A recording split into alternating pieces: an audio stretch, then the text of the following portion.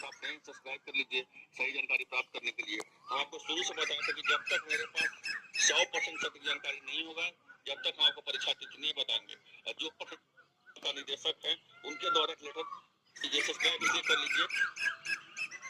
अधिकारी मुजफ्फरपुर को लेटर दिए, इसमें बोला गया है कि 16/5/2024 को पराठा टाली तथा अधो हस्ताक्षरित कार्यालय में सभी शुभांग खुले रहेंगे और साथ ही सभी कर्मी उपस्थित रहेंगे। ये जो है जिला शिक्षा पदाधिकारी के द्वारा आपको मुजफ्फरपुर में लेटर लिखा गया है।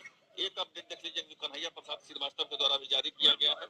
उसके बाद हम बात करेंगे TRE 3.0 का परीक्षा।